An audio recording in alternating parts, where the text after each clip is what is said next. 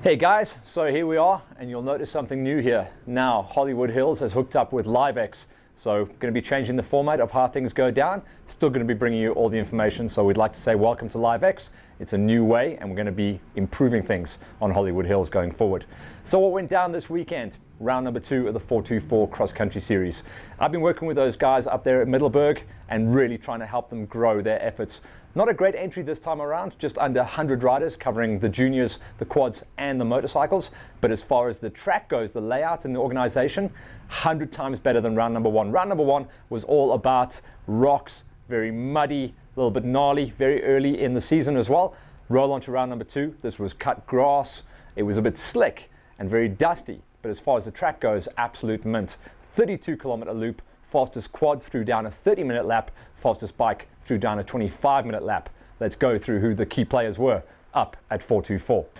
It was the quads that opened up our racing accounts and the key riders there. I mean, we had Johan Oosthuizen. Unfortunately, he didn't last one lap. He had major problems on his machine. It was Ruan Tout who took an emphatic hole shot, ran clear air, and also gave us some incredible onboard footage as he takes us through the whole shot, through the grasslands, into the forest, and then out onto the access roads around the gates.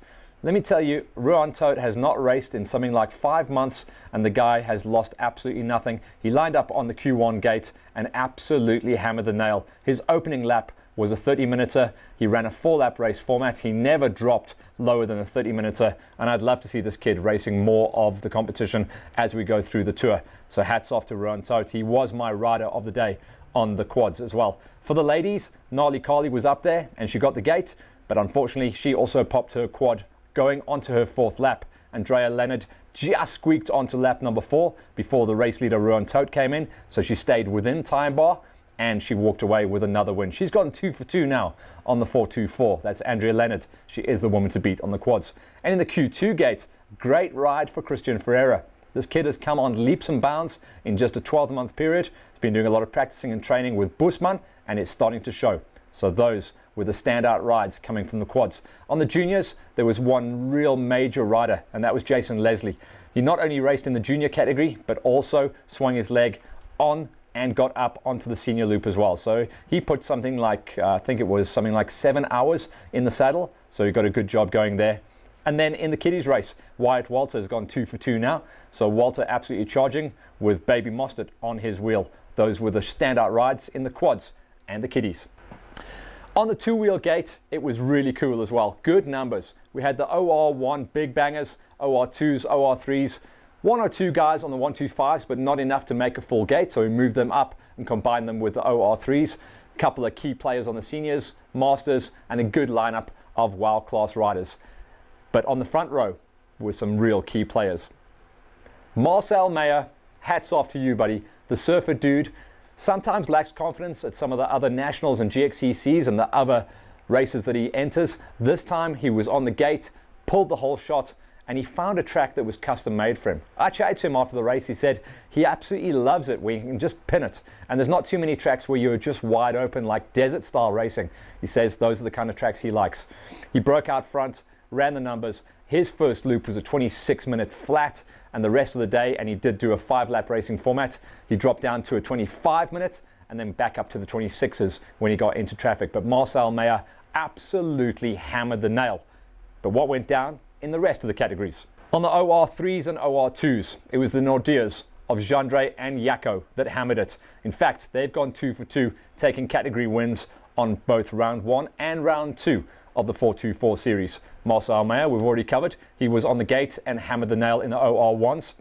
Taneshka Tienason took another win in the ladies, so she has set herself up as the girl to beat. Even though she is on the 85, she's still faster than the rest of the girls on the bigger power.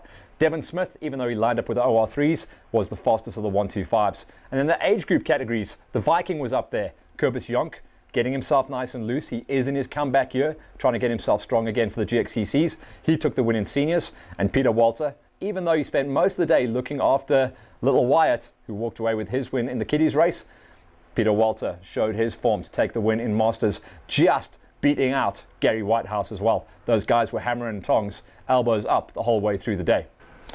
What else was going on this weekend? Well, it was the next round. I think that was round 3 of the Africa Off-Road Championship Racing Series up in the Northwest. And I do mean up. This was the Schweizer Reinecker event. And that's like Freiburg plus VAT. So it's a long way up there. The 421 Racing Squad rolled up. Just maybe a smaller crew than normal. Brian was taking a week off. He needed to get some work done on his bike. David Stratum also putting down the handlebars and spending some time with family. And that meant that it was going to be Gideon Jacobs and Marty Backfisher who were going to be waving the flag. No surprise to see Captain CrossFit go out and take the win, flag to flag off the front. So another feather in his cap for the 421 series. He's a busy quad rider as well. Marty was up there, no ladies category for her, but she did walk away with a top 5 finish overall.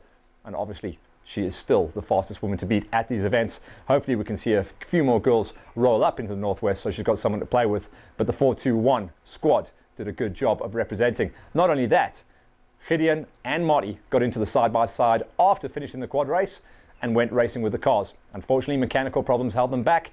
It's going to be a lot of development on their side-by-side before they can walk away with wins, wins, wins. For now, developing and more wins on the side of the quads. What else is coming up then in the racing month of April? I'm not going to throw any big surprises at you. There's going to be no 1st of April surprise packages and try and goof you. This is straight out legit. It's a busy one. So we're rolling forward into round number 3 of the GXCCs. Secunda, brand new race venue. I'm familiar with Secunda, having done a couple of car rallies and off-roads up there, but no idea what it's going to look like when we go racing. But a brand new venue means it is clean slate. No one knows what to call. I know from experience that it's kind of dusty and rocky up there. I think we're out of the rainy season, so it's going to be dust bowl racing. Imagine something like Fockville with more dust.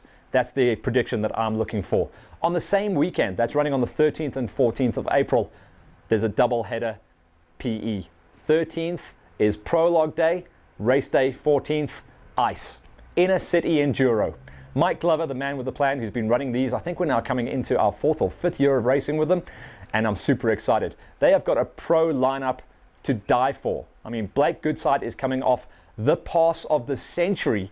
He took the win last year whilst running the whole way through the pro gate. He was on the back wheel of Double T, Travis Teasdale, all the way until like 2 obstacles to go. He pulled the pin, a move that no one ever saw coming, walked away with the win. Before that, all of the other wins had been taken by Wade Young. But I don't know if Wade's going to make the gate on this 2019 running of the tour. But the rest of the guys lining up, you've got Flanny, you've got Lloyd Kirk, you've got Stefan van Deventer, Matty Green, William Oosthuizen. The list goes on and on and on. Brian Kappa, he's been down there for every single round. He's pretty much tasted every other step of the podium except the win. So Brian is going to be desperate to get it going. But a double header for me on the 13th and 14th, GXCC at Secunda and Ice, round 1 of 3. Watch for the press as we bring you 2 other events. It's going to be another event in PE and another event in Cape Town. So super duper exciting. Earlier in the month though, it's the 6th, which is pretty much this coming weekend. It's the next round of the low-felt Enduros, Castor Bridge. So classic race venue. The guys have just come off doing the GPS event. That was Gold Rush and some good breakout rides. So this is back to the normal format as part of the low-felt Enduro series. So all the rock hoppers will be heading up there and getting the suspension dialed in for the Castor Bridge event. And we wish them all the very best of luck. Towards the end of the month, we get ourselves ready. No doubt there'll be another round advertised. We haven't got the brochure yet, but there'll be another round of the Africa Off-Roads and plenty more coming down the pipe. I won't go forward into the rest of the racing month, into May, but for now we focus in on the GXCCs, Ice and Low Felt. Plenty to keep you guys super busy. We hope you guys enjoyed the format. Obviously I'm going to be working with LiveX as we polish the game and try and bring you a little bit more cheese. But for now, we're going to sign off in the new studio for the new format. Hope you enjoyed the show. And next week, we're going to be taking a little bit of a break, a little bit of a breather before we go into the double header. We bring you all the information back from Secunda, from Castor Bridge, and from PE at Ice. For now, cheers.